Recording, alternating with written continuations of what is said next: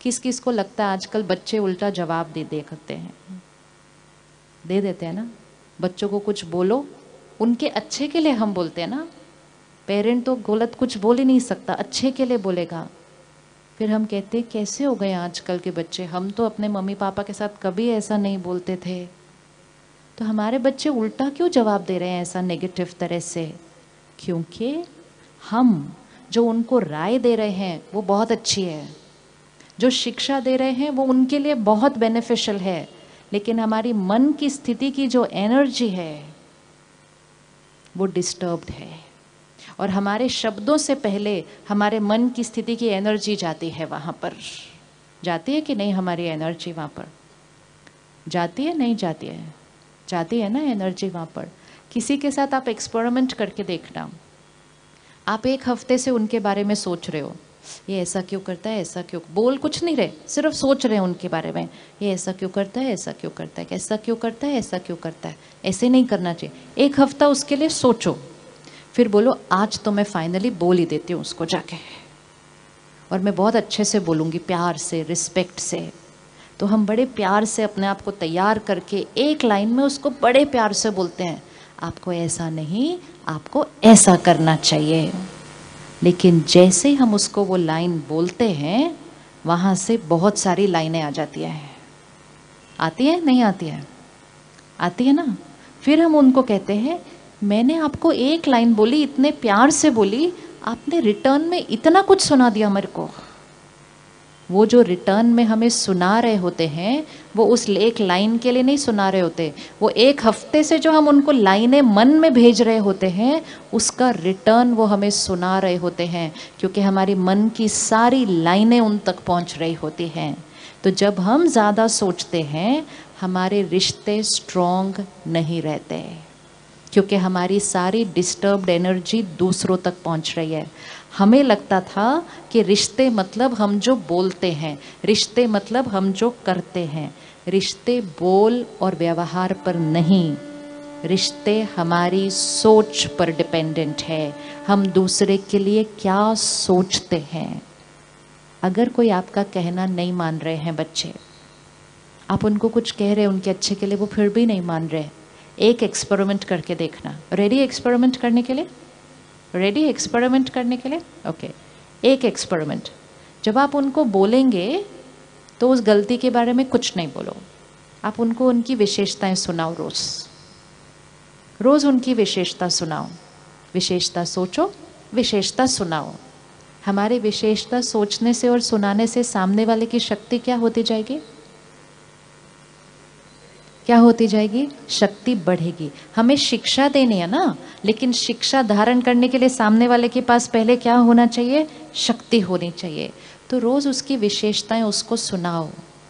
आप कितना अच्छा पूरे घर का ध्यान रखते हो, आप कितने अच्छे से अपनी चीज़ें जगह पर रखते हो, आप इतने सिंसियर हो।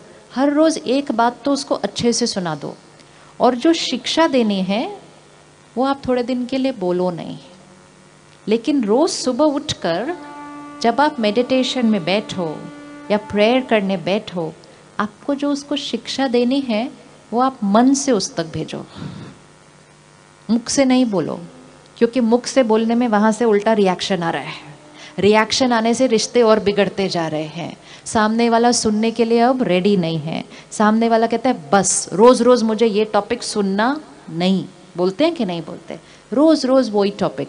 उससे क्या होता है, वो रिश्ते हमसे दूर होने लगते हैं, क्योंकि हम वही टॉपिक रोज़ बोलते हैं उनको। पावर ऑफ द माइंड, परमात्मा इसको कहते हैं सकाश। यहाँ से बोलो, यहाँ से परमात्मा को कनेक्ट कर उनको एक अच्छी सी थॉट भेजो कि आप एक बहुत बहुत प्यारी आत्मा हो, आपके अंदर इतनी सारी विशेषताएं हैं। मुझे ऐसा लगता है आपके लिए ये वाली बात करना आपके लिए यूज़फुल है। ये यहाँ से भेजो, रोज़ भेजो और बोलो नहीं सारा दिन।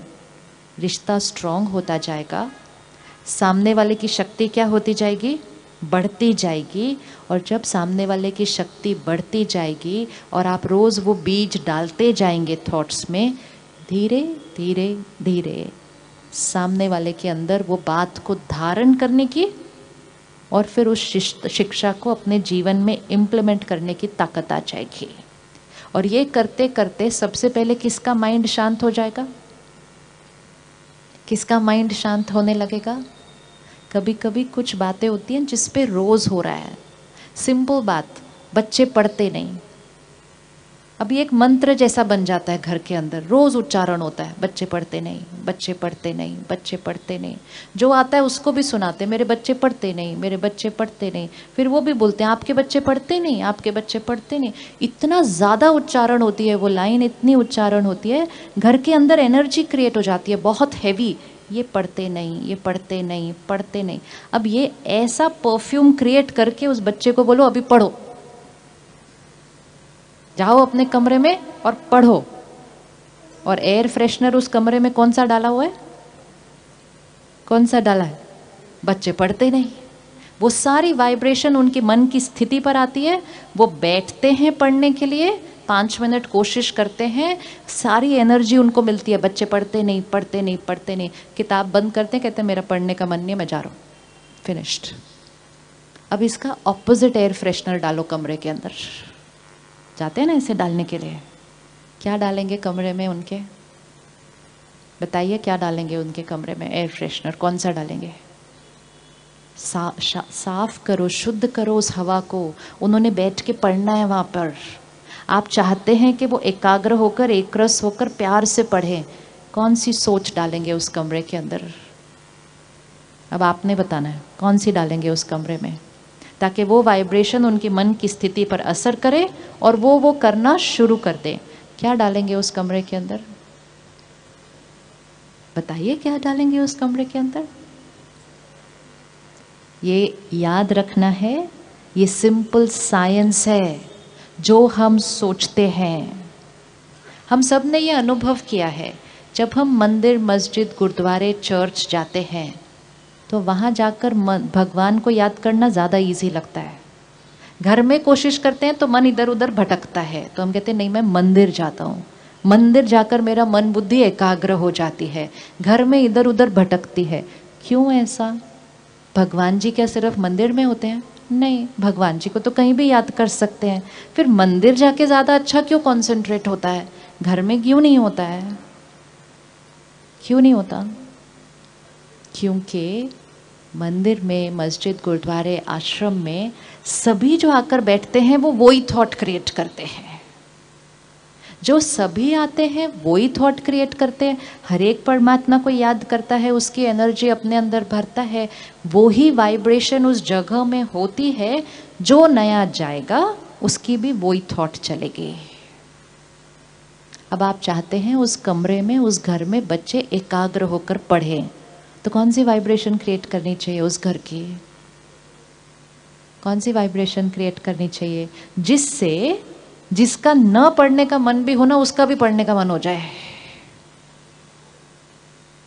पावर है हमारे पास। हमारे पास इतनी पावर है कि जिसका पढ़ने का मन हो उसको भी डिस्टर्ब कर सकते हैं हम। और हमारे पास इतनी पावर है जिसका न पढ़ने का मन हो उसका भी पढ़ने का मन कर जाए, अगर हम वो वाइब्रेशन उस घर में, उस कमरे में क्रिएट कर देते हैं। तो कौन सी एनर्जी डालेंगे उस घर के अंदर? अभी वैसे भी फरवरी मार्च आने वाला है, पता ही नहीं चलेगा, 2 महीने में आ जाएगा घर में माहौल। अभी से साफ करनी पड़ेगी हवा, उस दिन पे थोड़ी कर सकेंगे। क्या वाइब्रेशन डालेंगे? रोज डालनी है अपने घर के अंदर। कौन सी एनर्जी डालेंगे? क्या बोलेंगे? एक थॉट बताइए जो घर में डालनी है। हाँ, तो वो पॉजिटिव थॉट, हमें अपनी सोच क्लियर होनी चाहिए कि इस परिस्थिति में इस व्यक्ति के लिए मुझे कौन सी सोच क्रिएट करनी है। क्या बोलेंगे? बताइए ना, कितना इजी है। क्या बोलेंगे? पढ़ाई करें भी नहीं, क्योंकि करें मतलब नहीं कर रहे। इक्वेशन ध्यान से डालनी है। इनकी एकाग्रता शक्ति हाईएस्ट है, शक्तिशाली आत्मा है ये, powerful soul. Concentration power highest है, अपनी क्षमता से ज़्यादा पढ़ते हैं और सफलता इनके लिए निश्चित है। 4 लाइनें, ये दुआएं हैं।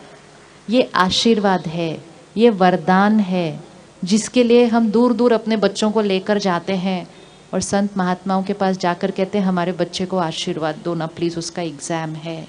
वो तो आशीर्वाद दे देंगे, लेकिन घर आकर अगर हमने सारा दिन आशीर्वाद नहीं दिए तो उनका भाग्य हम बदल नहीं पाएंगे।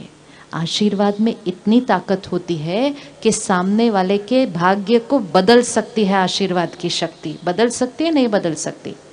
बदल सकती है ना। हम क्या करते हैं, जब हमारा कोई इम्पोर्टेंट काम होता है हम अपने बड़ों से आशीर्वाद लेते हैं ना। फिर वो हमें क्या आशीर्वाद देते हैं? आपका कार्य सफल हो।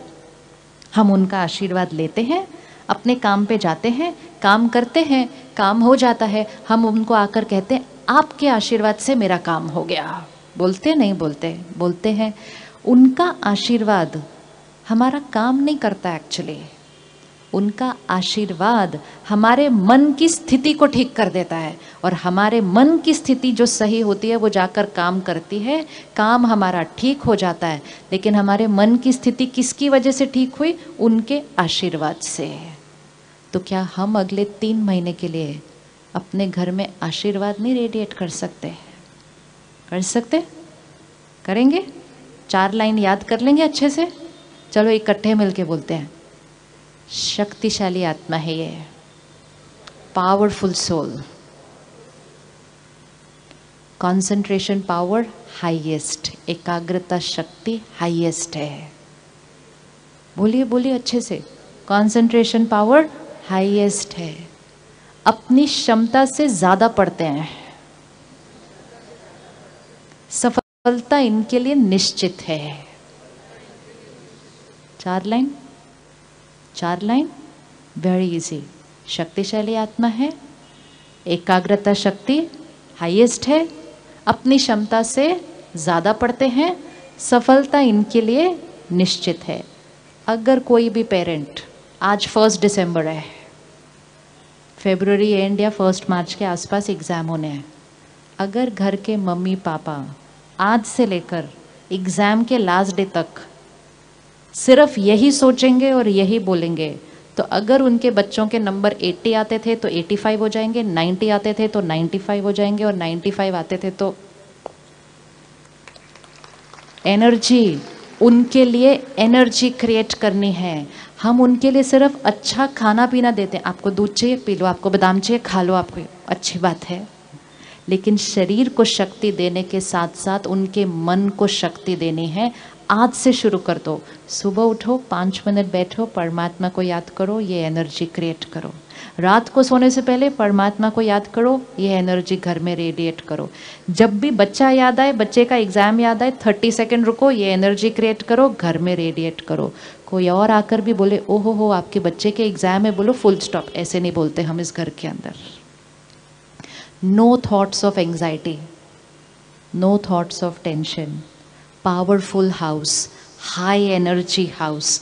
वो हाई एनर्जी के घर में जो बच्चा पढ़ेगा तो उसका मन क्या हो जाएगा? मन क्या हो जाएगा? एकाग्र हो जाएगा, एकरस हो जाएगा। उसका पढ़ने का मन करेगा, उसकी क्षमता बढ़ती जाएगी। अब ये करते हुए सिर्फ वो पढ़ाई में अच्छा नहीं हो जाएगा, सिर्फ उसके मार्क्स ज़्यादा नहीं आएंगे, उसकी आत्मिक शक्ति बढ़ जाएगी। आज कई बच्चे एग्ज़ाम के टाइम पे डर जाते हैं, कई बच्चों को एंजाइटी हो रही है। हमने उनको बेस्ट स्कूल में भेजा, बेस्ट कोचिंग क्लासेस में भेजा, बेस्ट डाइट दी, अब हमें उनको बेस्ट एनर्जी देनी है। हमें अपने घर को हाई एनर्जी हाउसेस बनाना है। बनाने के लिए रेडी है ना आप? हाई एनर्जी हाउस बनाना है अपने घर को, ताकि हमारे घर में जो रह रहा है उसके मन की शक्ति क्लीन, पुरानी बातें डिलीट, एकाग्रता शक्ति हाईएस्ट। 1 दिसंबर से लेकर एग्ज़ाम के एंड तक हमारे घर में कोई आर्ग्यूमेंट नहीं होगी। रेडी? रेडी? कर सकते हैं हम? 2.5 महीने हमारे घर में कोई आर्ग्यूमेंट नहीं होगी। कौन कौन कर सकता है अपने बच्चों के एग्ज़ाम के लिए ये चीज़? वो पढ़ रहे हैं, हम दूसरा काम कर लेंगे उनके लिए। हो सकता है 2.5 महीने कोई आर्ग्यूमेंट नहीं होगी? यस। तो अगर कोई बात आए और करने का मन करे तो बोलेंगे मार्च में बात करते हैं, अभी नहीं। अपने जीवन में नियम रखने पड़ते हैं, मर्यादाएं रखनी पड़ती हैं, एक लक्ष्य देना है, इसके लिए हम करेंगे और ये करते करते हमारे संस्कार बदल जाएंगे। और नहीं ध्यान रखो तो बच्चे को बोल देते हैं जाके पढ़ो और खुद दूसरे कमरे में लड़ो, तो घर दूषित हो रहा है। दूषित घर में किसी की पढ़ाई नहीं हो सकती। उनको कहते हैं पढ़ो, खुद अंदर हिल रहे हैं, टेंशन में, एंजाइटी में अपने काम कारोबार के लिए, घर दूषित हो रहा है। दूषित घर में पढ़ाई नहीं हो पाती है। आजकल के बच्चे कहते हैं कॉन्सेंट्रेट नहीं हो रहा। कॉन्सेंट्रेट क्यों नहीं हो रहा? क्योंकि घर की एनर्जी डिस्टर्ब्ड है।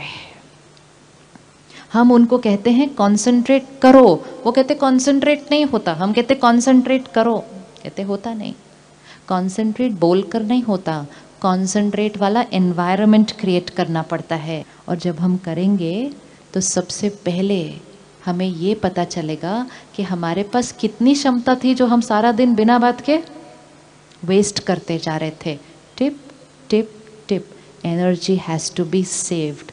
अब जब हम ये 4 थॉट्स क्रिएट कर रहे हैं, हम क्या कर रहे हैं? वो ही परिस्थिति के लिए हम अपनी सोच को बदल रहे हैं। वो परिस्थिति जिसके लिए हर पेरेंट कहता है कि एग्ज़ाम होगा तो टेंशन, तो हम क्या कहते हैं नॉर्मली?